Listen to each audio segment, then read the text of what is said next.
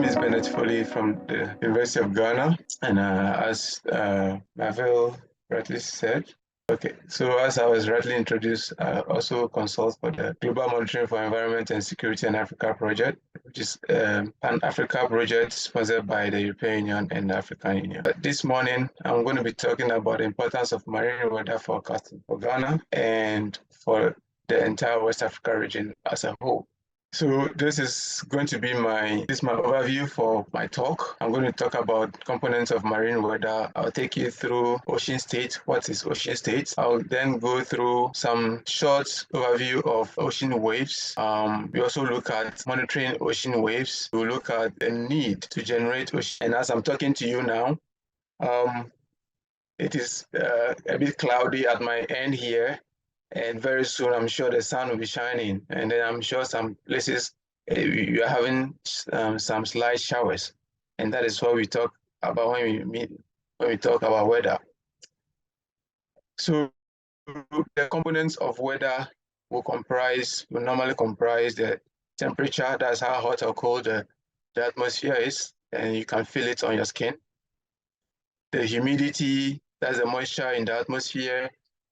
And we can also talk about the winds, the air blowing around us. And when it comes to winds, we can also talk about different air masses. We can talk about hurricanes, tornadoes, all being produced or generated as a result of the movement of air.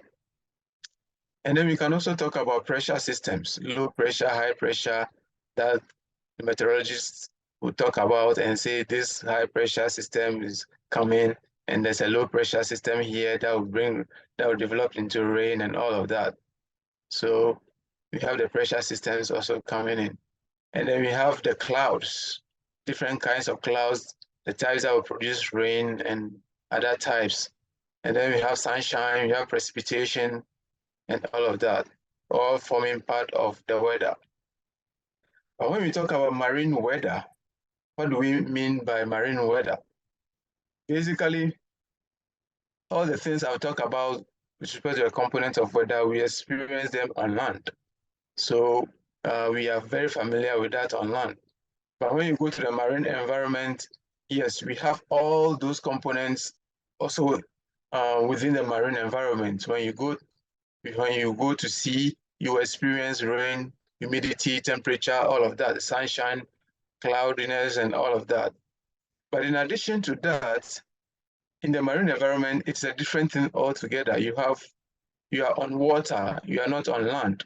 So all the components of the atmospheric weather now affects the behavior of the water.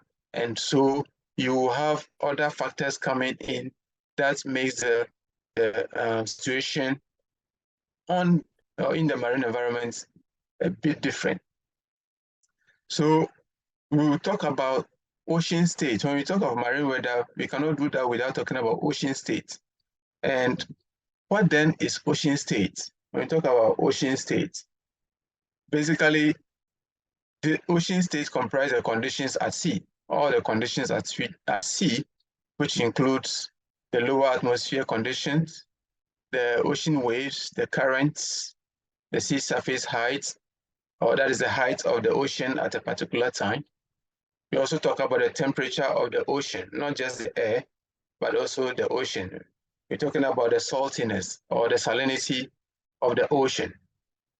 And then we also look at the variability of the ocean state with respect to time, just as we talk about the variability in the weather with respect to time. However, unlike the atmosphere, that has the components varying within a very short period of time.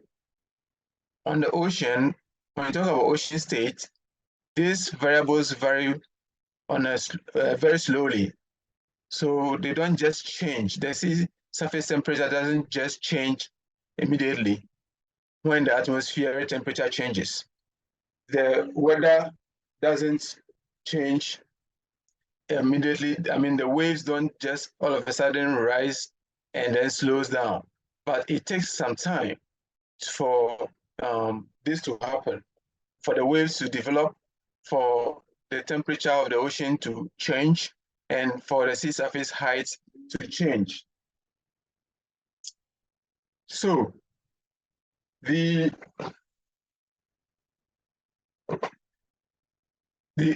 ocean states can be classified in various ways. When we have different states of the ocean, whether it is rough or calm, whether the waves are strong, whether the currents are strong, these can be classified just like we have meteorological variables that can be classified. So, but the classification of ocean waves is usually, ocean states is usually based on ocean waves, the waves at sea. And usually you hear people use what you call the Beaufort scale or the Douglas scale for classifying the ocean states. So what is this Beaufort scale or the Douglas scale? It is basically a scale that was devised for looking at how the ocean responds to winds, different varying winds. And so you have low winds blowing over the ocean, and the response of the ocean is different when the winds are strong. Just like on land, you have, when the winds blow, you have trees move around when the winds are slight, or when the winds are strong, you have the whole tree bending and all of that. I'll depict that shortly. And basically these are done, or this is done using numbers. Sometimes they use numbers from 1 to 2. And this is estimated based on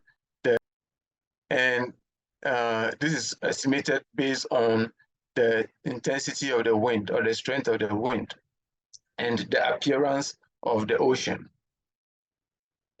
So this image is showing you on land how things are when you have winds blowing at certain intensities. So the first image on the top left corner has a scale of 1, where there's very little wind blowing, and then moving through 2, 3, 4, you realize that the winds get stronger, and you see the reaction of the tree or the trees, as well as the flags, to the intensifying winds.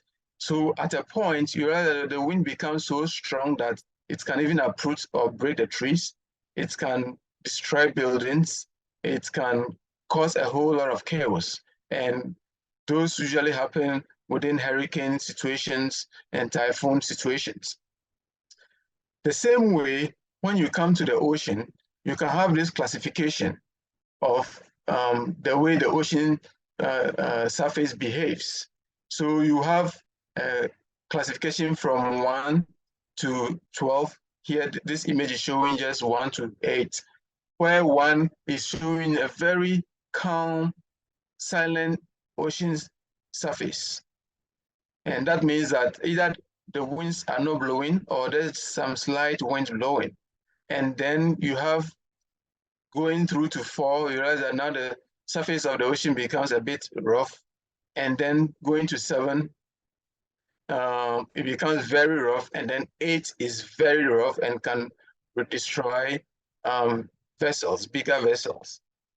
Now, why do we have these classifications? These classifications are meant to guide people who work on the ocean.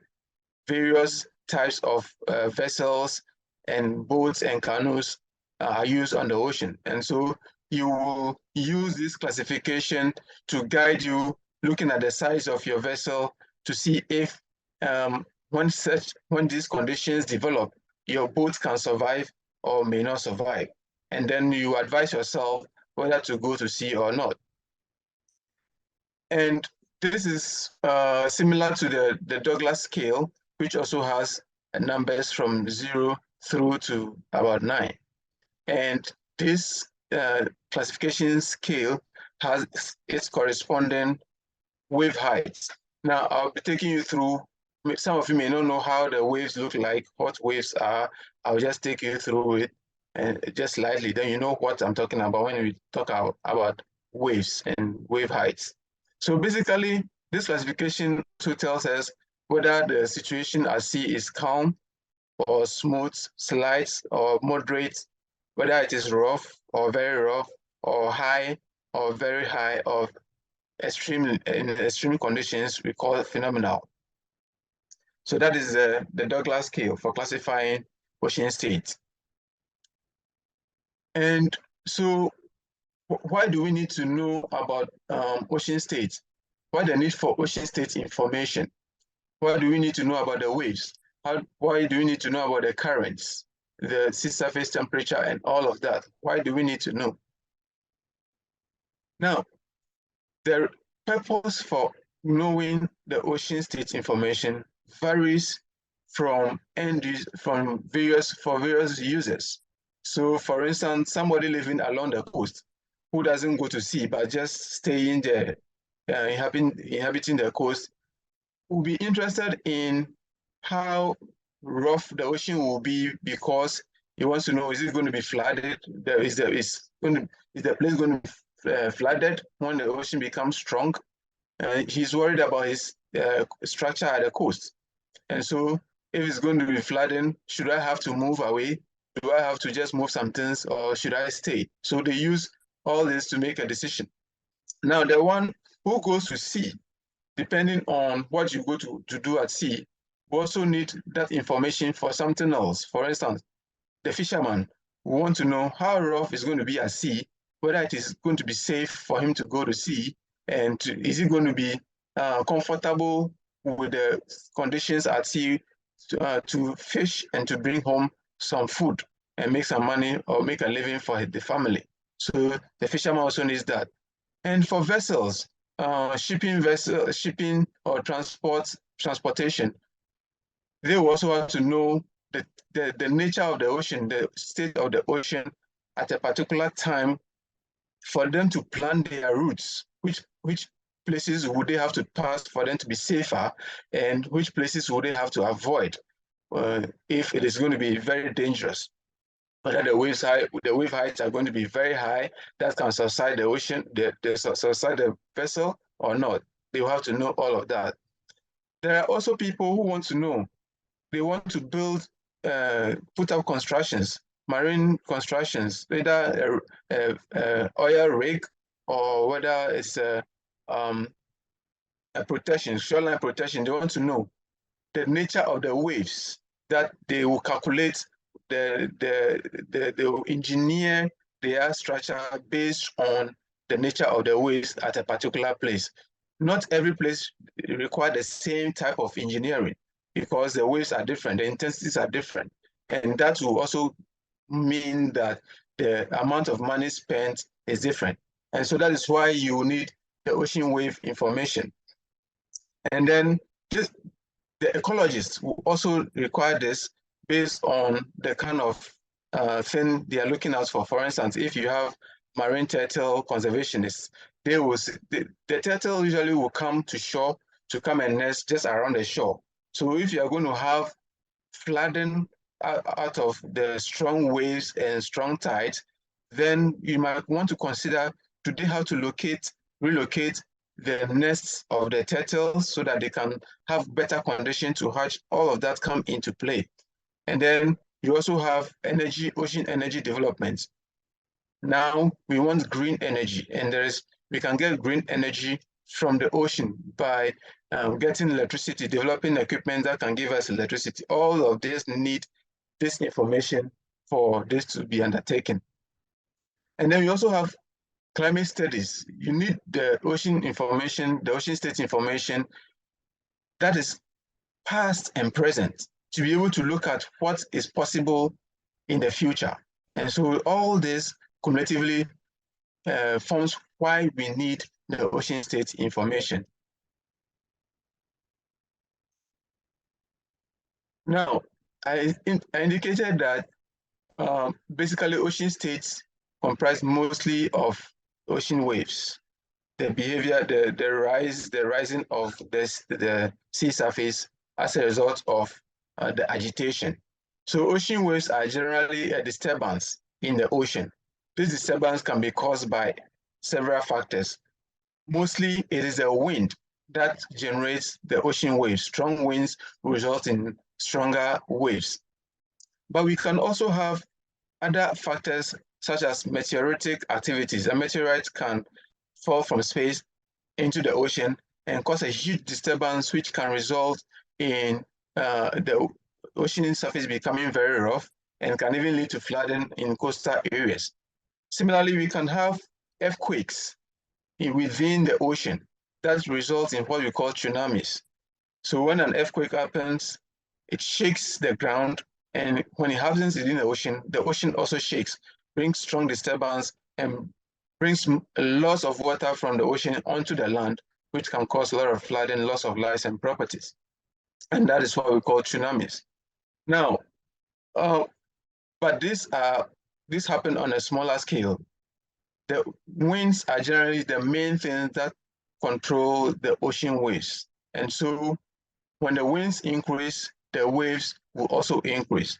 So as you can see in the image, you can see that on the left-hand side, you have strong ocean waves developing, high ocean waves developing, and creating a dangerous or very rough ocean state situation. And on the right-hand side, I'm sure you are very familiar with this situation when you go to the beach to see the rise of the ocean surface. These are usually as a result of waves breaking. We call these wave breakers. When you go deep into the ocean, you may not find like this. Wave breakers happen when the waves move from within or offshore to onto the land where there is a shallow situation. And so through the wave breakers, the ocean waves dissipate their energy on the shore through developing what we call wave breakers. So what are the impacts of ocean waves? Basically, I've said that when during transportation, ocean waves can cause vessels to be capsize, sorry. They can capsize boats, smaller boats, depending on how high the waves are. And so it affects navigation. The same way it affects fishing activities. It affects the coastline. The stronger the waves, you can have stronger erosions, flooding of the coast. And so there's going to be a lot of distraction when the waves are stronger. The same way it impacts coastal structures. It impacts structures like also offshore structures like our oil rigs and all of that. And also the waves have a way of causing the water to mix. And mixing is important for oxygen and nutrients for the organisms in the ocean. So it's not that the waves only have a negative aspect by causing destruction, but it also has positive aspects to the ecology. And so the images you see on the top, you have a vessel that can be capsized. You also have flooding. Recently, we've heard about the situation in Qatar, where there were tidal waves, which flooded the coastline, took away people's properties, and destroyed so much. The same way we have the erosion, which can destroy things, as you can see in the picture, and can even destroy the oil rigs that we construct in the ocean. And so without the proper information on ocean waves, all these disasters can happen to us. But with the right information for the right place, we can take decisions to prevent these disasters. So I have indicated also that whilst winds are the main generators of ocean waves, when the winds increase, the waves will increase. And basically, over the years, we have been recording increasing wind intensities because of climate change. And this climate change that results in increasing wind intensity is also resulting in increasing wave intensity. And therefore, we are having more flooding, issues, you're having more dangerous situations, and therefore it is important to have adequate information, adequate and accurate information on the ocean waves, both historical and current, as well as forecast information. And therefore, if we need this information, it is important for us to now measure the ocean properties, the ocean state properties, like the ocean waves, the currents, and so on. And the way we measure some of these properties, we have various ways. First, you can do a direct measurement using what we call buoys or ADCP. ADCP is sorry, acoustic Doppler current profiler. That is ADCP. And so we can use these instruments to measure the height of the waves, the currents as well, directly in the ocean. So with this direct measurement, it just takes measurement at one point, and that is it. And that the disadvantage of it is that you can't take information on various places at various places at the same time. And it's very costly deploying this equipment. And so we come out with the use of satellites. Satellites also can measure the ocean wave information or ocean currents or ocean parameters. And these satellites normally do this on a larger scale. So it can take the measurement over a bigger area at a go. So you can have information for several places at a go, and you can repeat this information easily several times. However, the time scale is for this satellite measurement is smaller, is longer than the time scale for the in situ measurement. And you have another means of getting this data by the use of models. So you can generate a model that can predict the ocean variables, sea surface height, or waves, or currents. It can predict these variables. But these models are meaningless or useless without any in situ measurements or without satellite and in situ measurements. You create a model, it just churns out some numbers for you. What do these numbers mean? Do they correspond with what is on the ground? So we need the in situ measurements that are used to validate the model information. So these are the various sources of information for ocean states or ocean waves. For the models, we have several models. We can count them, but the two major ones that we use are the NOAA and then the ECMWF, National Oceanic and Atmospheric Administration model, and the ECMWF, European Commission Medium for Medium and Medium Range Weather Forecast. So this form the sources of models.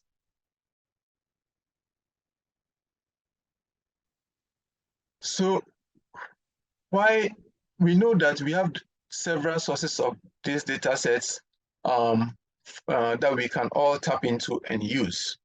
The NOAA people generate for us, the ECMWF generates for us.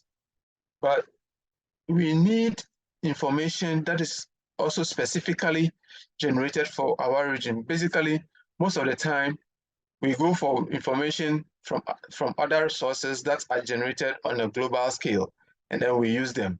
And usually, when you do this, you have a lot of errors in this.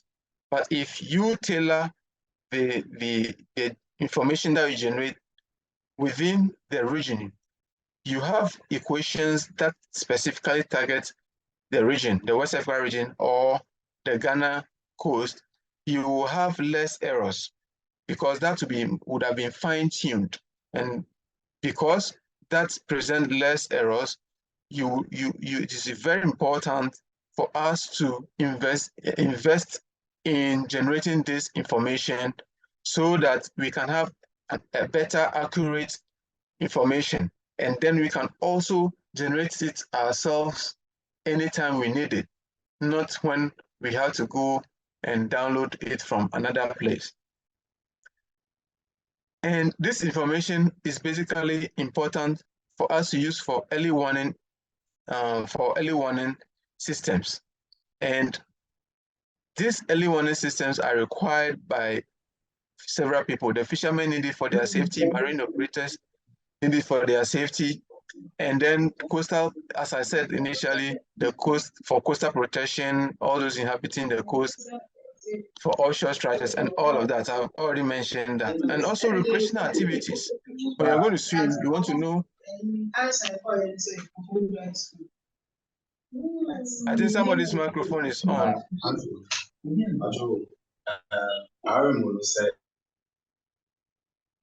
Okay, so even if you are going to swim, you need to know the ocean state. And so this will help you. If you have an early warning system, you will know this before you go and then prevent yourself from drowning. But what is basically an early warning system? It's not just, an early warning system is not just information, getting information. It's a whole system that comprises information gathering, and then looking at how this information gathering will lead to detecting events or dangerous events. And then you have a system that has got to do with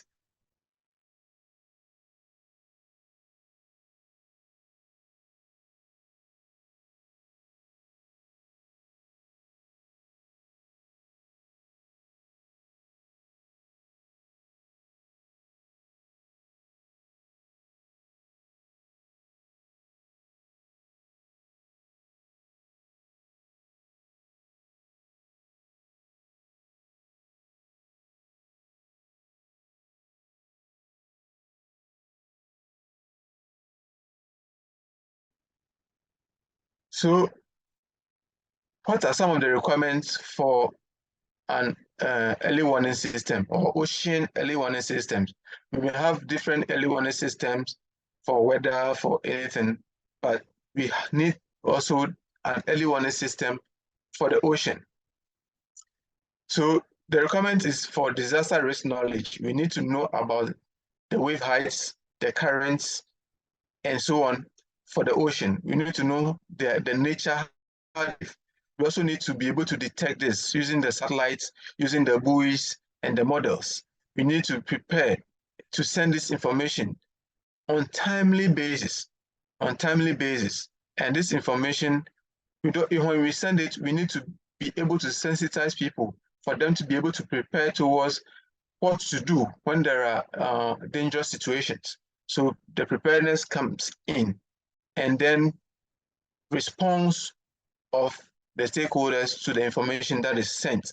We can talk about fishermen, we can talk about the vessel operators, we can talk about the coastal dwellers and all of them. And then the feedback system that receives information back from these people to be able to improve our models or the systems that we have in the early warning system. In that case, then do we need an early warning system for Ghana with respect to the ocean? Yes, we need an early warning system.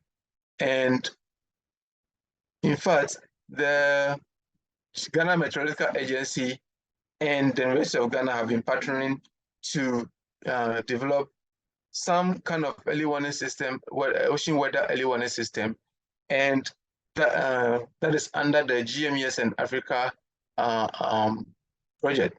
So basically, GMET with the University of Ghana has generated this app, which is called the GMES UG app, mobile app, which provides information on ocean states to fishermen. Basically, you look at how calm the ocean will be, how rough the ocean will be, and how dangerous it will be at a particular time. And this app is available for everyone to use. And then GMET and UG understand that the fishermen, not all of them are educated. So they bring up a USSD on so that any phone at all can access it. You can dial a simple code and then you receive the information on your phone, whether the conditions at sea will become dangerous or rough. And then you make a decision on as to whether to go to sea or not. And this information is available for Ghana and Nigeria as we talk now. So then I have some few recommendations when it comes to marine weather provision in Ghana and for the West Africa region. And as I indicated, we need to be able to measure the parameters of the ocean, the wave height, the currents, and so on, to be able to have enough knowledge for the marine environment and then to be able to detect any dangerous situation. So with these buoys, we are able to use the data that comes from it to validate the models that we have. And I said that without these buoys, we can't validate the models. The models will mean nothing to us or to anybody. And so it is important to deploy some of this equipment along our coast to be able to measure the wave heights, the wave currents, and so on. There's also the need for us to generate our own models, our own wave models, rather than relying on other institutions outside Africa and other places. So we need to be able to generate that information. And that is what I have also gotten my expertise in. And so we also need to engage local experts in gathering the information, generating the models, and processing all this information. Local experts need to be engaged, and the local people as well on the ground, the fishermen, all of that, they all need to be engaged, because if you provide this information and they don't understand it, it doesn't make any meaning to them. They still will fall prey to the dangers at sea. And then we need to share the data that we have. Data sharing is very important for other institutions to also use. I mean, it is understandable that one institution spends money to collect data, and so you may think that, oh, you have to sell the data or you have to keep it to yourself. No, we need to, as much as possible, share the data, share it to research institutions, send it or share it with other people who will need it for them to develop something or use it for to advise themselves and for information. We also need to share knowledge and expertise among local and regional actors. In Ghana, we need to share expertise, GMET, as GMET is doing with University of Ghana. We need to bring in other the ministries, agencies, and departments, all those who are at least having some data and been in charge of this marine environment, the ports and harbors and all of that. They might have some information, they might have some expertise. We need to collaborate and then share among each other. And so those are my 4 recommendations for today. And for my conclusion, the marine environment is can be very dangerous at a point. And therefore, it is very important to get information on the marine environment. The climate is also exacerbating this dangerous situation. Changing climate causing more waves, higher waves, stronger currents, and all of that, exposing us to more dangers and more threats. And therefore, it is important to gather information and share information. There's also the need to create and improve the early warning systems that are there. For me, what we already have, I wouldn't really call it an early warning system. It's the beginning to getting a proper early warning system. So we need to work towards improving what we have. And it is also important to invest, as I said, invest in deployment of measuring instruments along our shores, along the coast, to get enough data to especially validate our models. The models provide a bunch of information. Not only are we validating the models, we're also validating the satellite images or satellite data sets. And we know the satellite data sets come in handy, easy to use. And so we need to be able to validate them and use them easily and as and when we have to. And finally, we can't do all this without building the capacity of people. We can't achieve this without building the capacity, especially of the youth. We need to be able to build their capacity, the youth capacity, to be able to take up some of these roles, to be able to engage them, to provide the information, to engage the people on the ground, and to give us knowledge on what is happening in the marine environment. So it is very important to educate people, to encourage the youth, to sensitize people, to build the capacity of the young ones to take up this, especially when the older ones are going out of the system. So with this, I'd like to thank you for listening to this small talk of mine on marine weather in Ghana and for West Africa. And I believe that as time goes on, we will develop a robust system that we can rely on for information, and a timely, accurate one for that matter. Thank you very much. And if you have any question, I'm ready to answer. Thank you.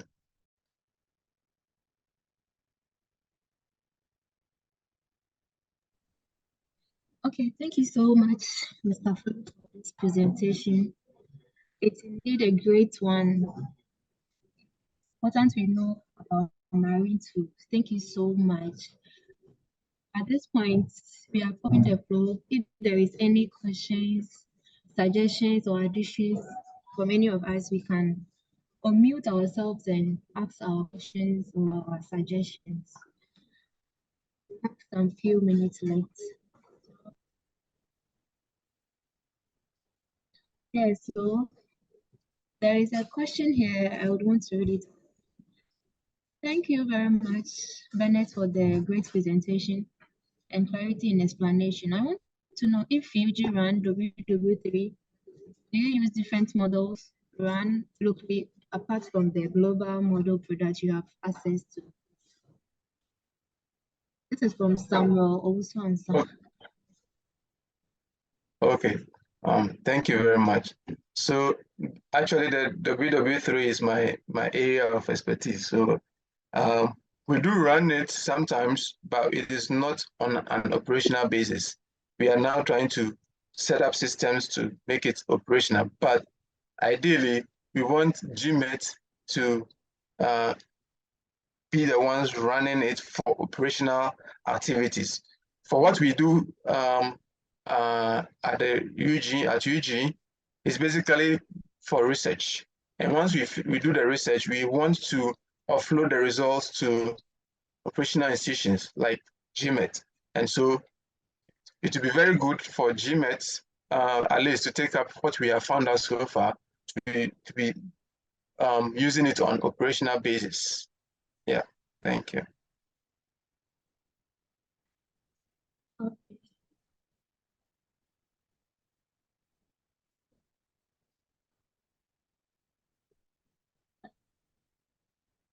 Okay, there is a question here. Which critical parameters do you advise should be measured?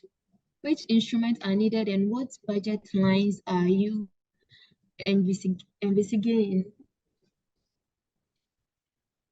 This is from David. Yeah, that's his question. And okay, so you mean the question is which vertical parameters? Is that am I right? Did you say which vertical parameters?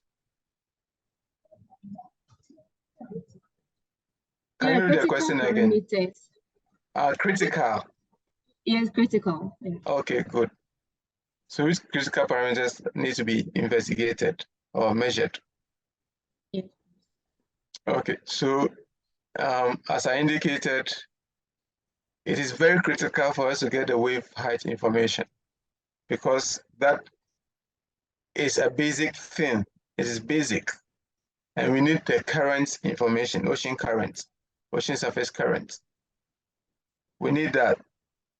In fact, we need all the parameters, but the two critical ones are the waves and the currents for ocean states.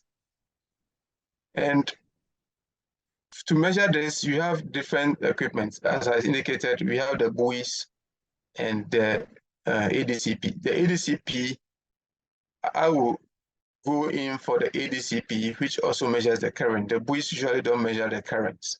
So you have the ADCPs, which can be equipped with several sensors. It can be equipped with current sensors, we can be equipped with wave height sensors, it can be equipped with even sea surface temperature, so we can have all of that on it. And so I will advocate for the ADCPs, but we can also get the buoys to directional wave buoys to get some of this information, depending on the budget. The budget may vary depending on what you want to achieve. The budget may vary. So if you want something on a smaller scale, $5,000 and all of that, something like that can do it for you for a coastal monitoring. But you can also go as high as $50,000, $100,000 if you have the money. Yeah, I mean, go for it. But when we don't have the money to go that high, I will even advocate that we even go into this IoT stuff where we can build some of these sensors by ourselves. I mean, we have people knowledgeable enough to put things together to develop some of these things. I mean, I have supervised a student who was able to build an equipment to measure sea surface temperature, humidity, atmospheric humidity, and all of that.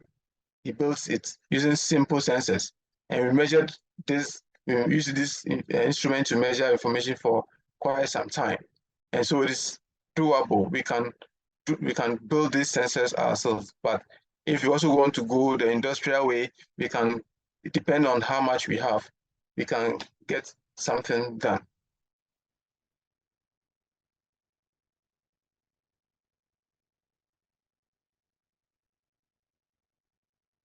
Is that okay? I hope I've answered the question.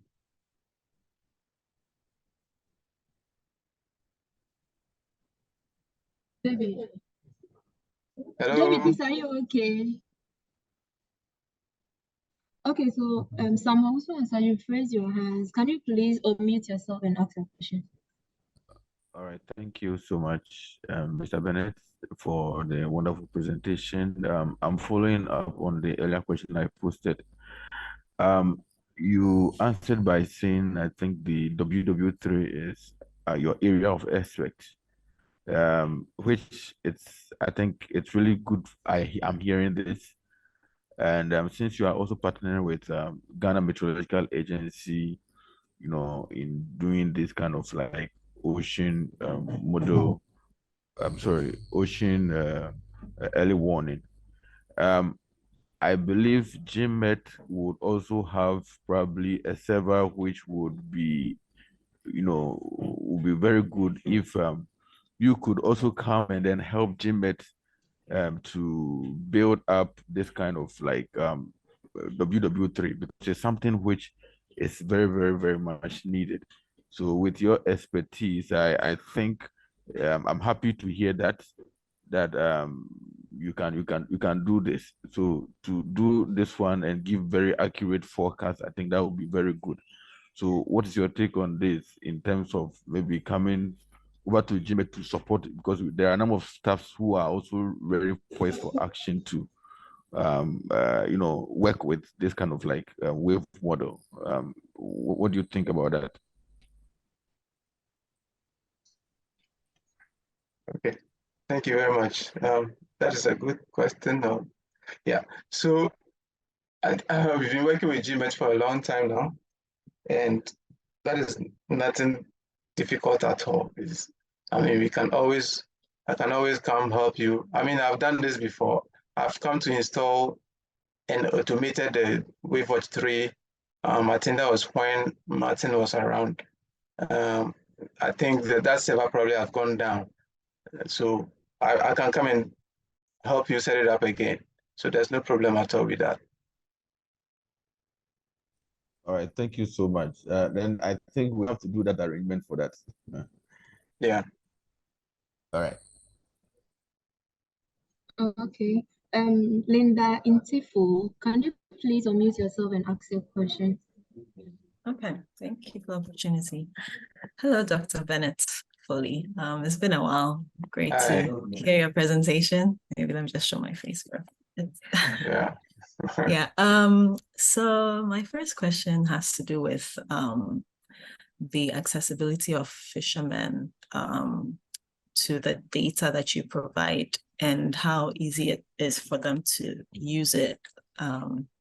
Yeah, considering that like people on the coast speak different languages and all that, like how easy is it for them to understand the data that comes?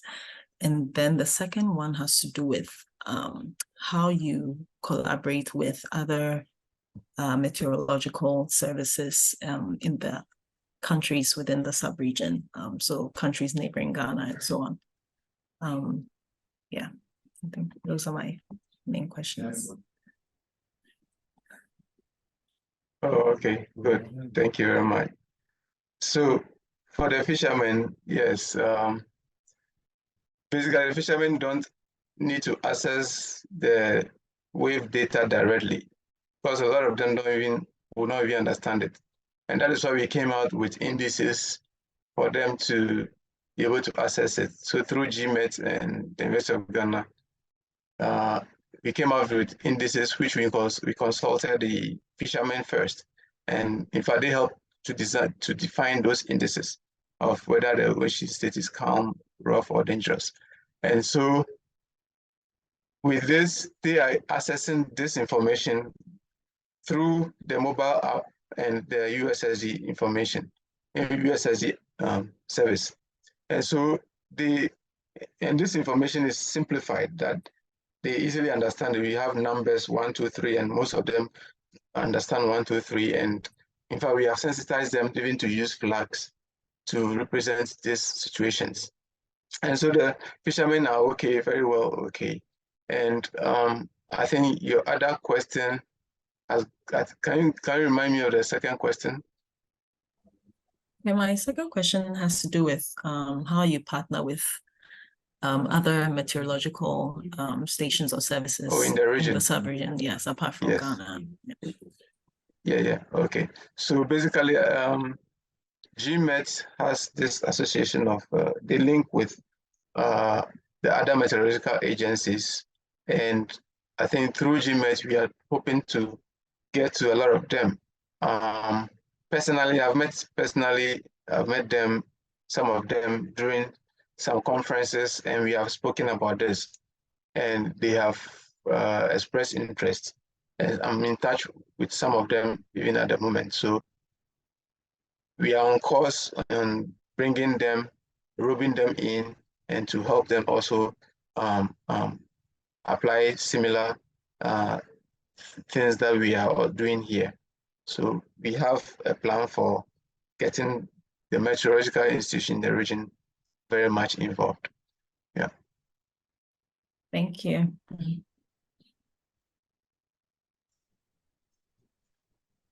Linda, please, are you okay with the your question? Yes, please. I am. Thank you. Okay, so there is a question from So there's a question from Isaac Frimpong. Please, with dissemination of information and findings of weather data, please, I would like to engage the Geography Education Department of the University of Winneba, help sharing of findings with the mass populace, especially targeting senior high schools, since they deploy interns for senior high schools every academic year across the country.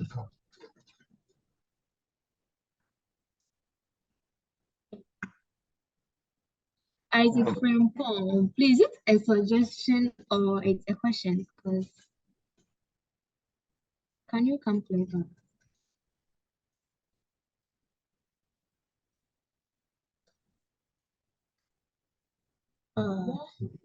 Okay, so while we wait, Medley, can you please unmute yourself and ask your question?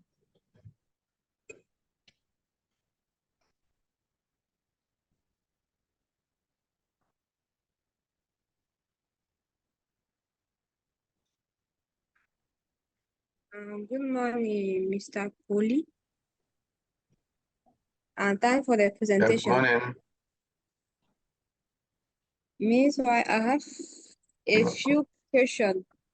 You spoke about getting data from satellites, and you mentioned altimeters, spectrometers, and SAR Sentinel. I want to know which data can we obtain with SAR Sentinel. Thank you. Okay. Good. Thank you for the question. So for the Sentinel data sets, these are microwave data sets, and so you have the Sentinel. There's a suite of Sentinel data sets. You have Sentinel 1, 2, 3, 5, and all of that. But the one that basically deals with ocean waves is a Sentinel 1. So you can get ocean waves from Sentinel 1, you can get the winds from Sentinel 1. And so you need the expertise to be able to process the Sentinel 1. Without that expertise, it may not make meaning to you. Thankfully, the Copernicus program provides some processing of the Sentinel-1, some pre-processing of the Sentinel-1 for wave information. So you can get this information from the Copernicus hub. You can download this from the Copernicus hub. It's free. You don't have to pay anything, just register and you're able to download it. And the Copernicus Marine Environment Monitoring Service, which is CMEMS from Mercator Ocean, they also have some of this process data on their website. So you can also register there and download it. In fact, they have a whole lot of data sets over there, both models and in-situ measurement and satellite measurements, which you can obtain from that place. So I recommend you visit that place as well.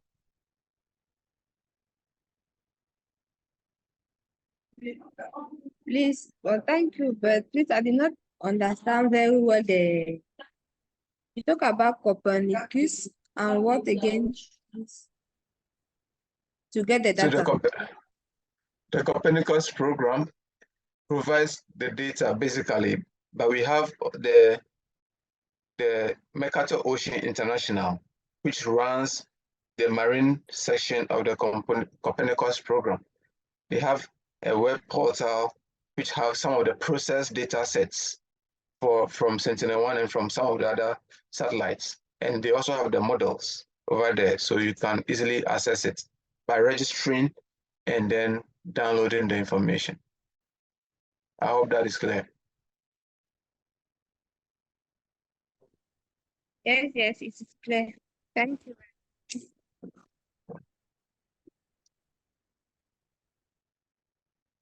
Okay, so Darlington Nixon, please unmute yourself and ask your question. Darlington.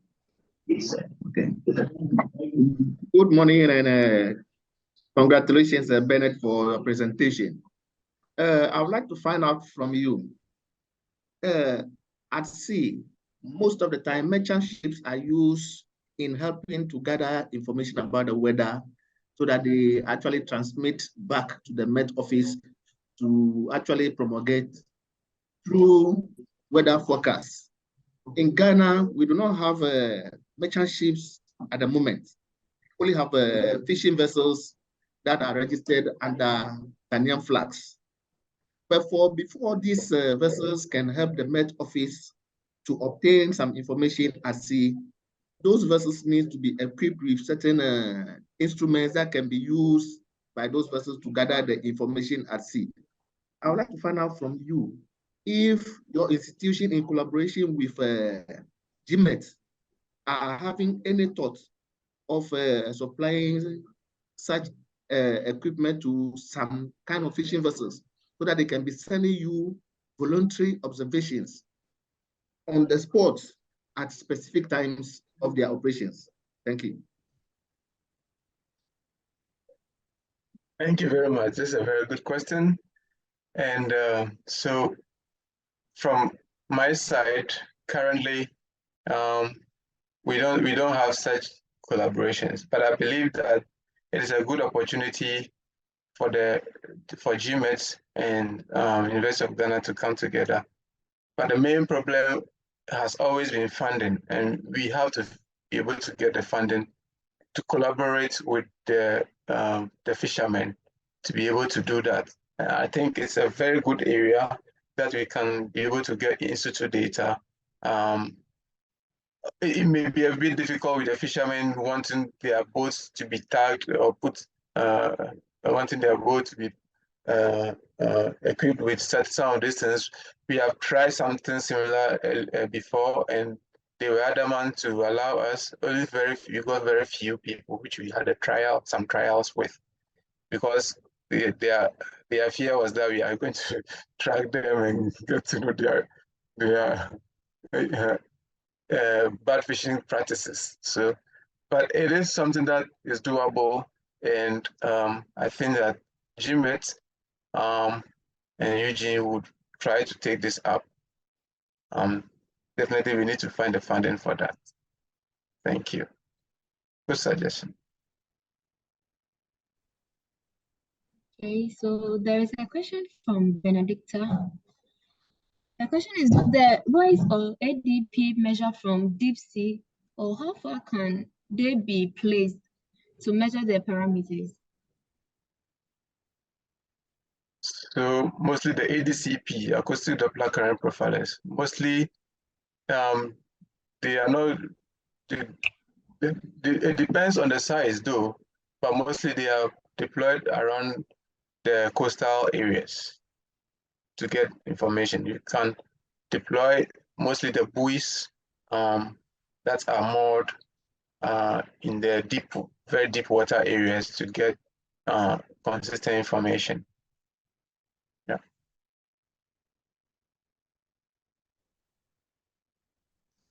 Hector, please, are you okay?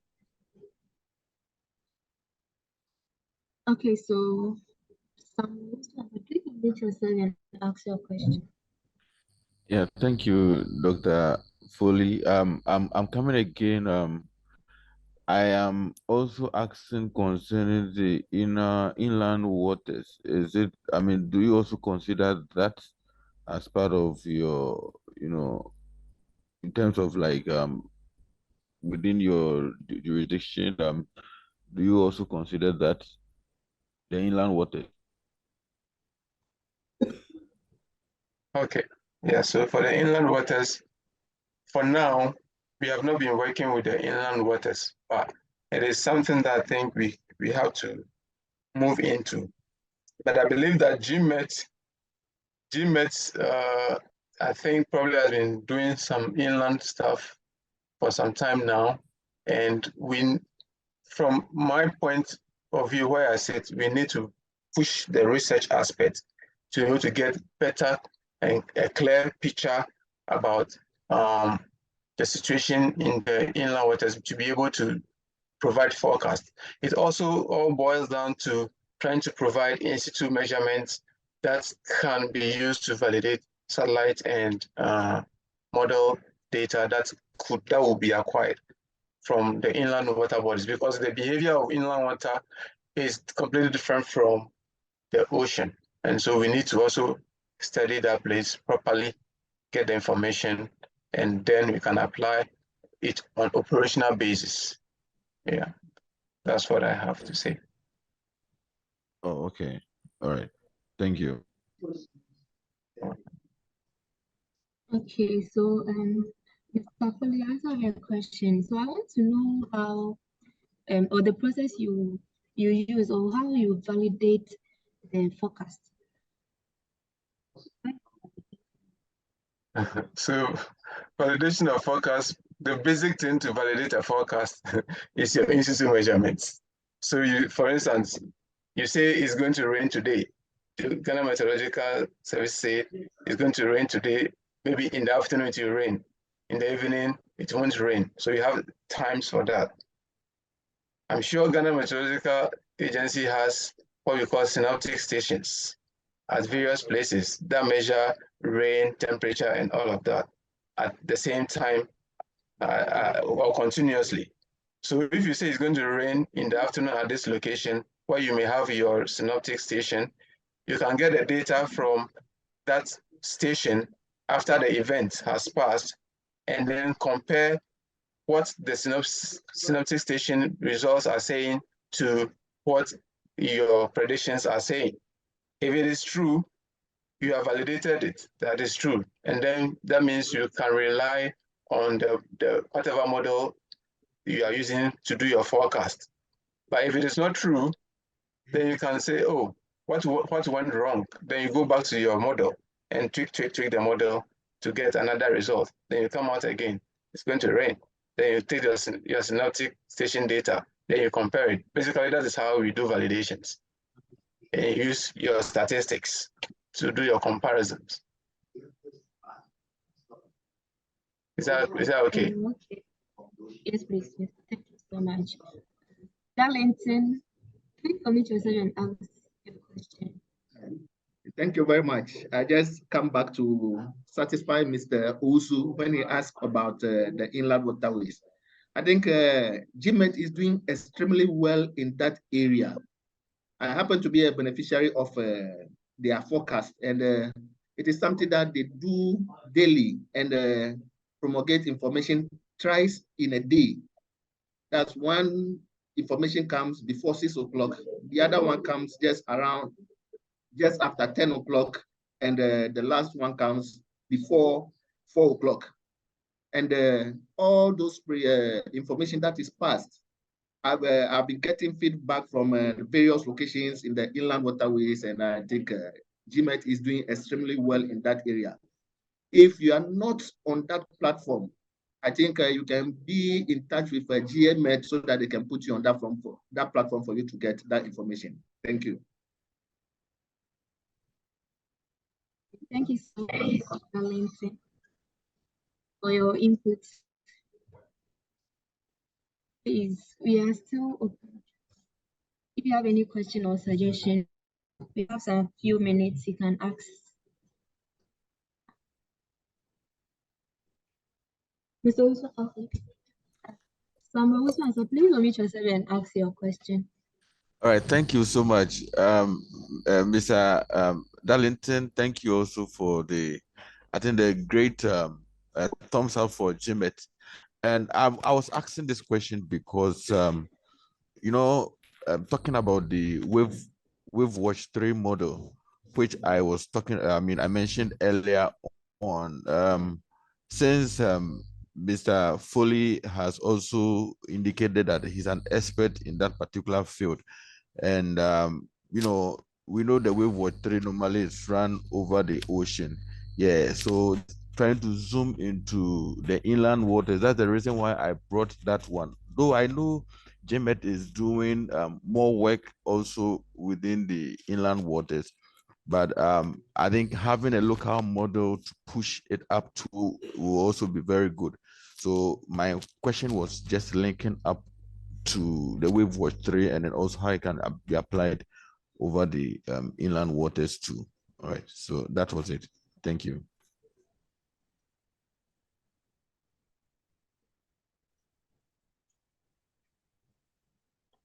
Please, is anyone having a question, any suggestion?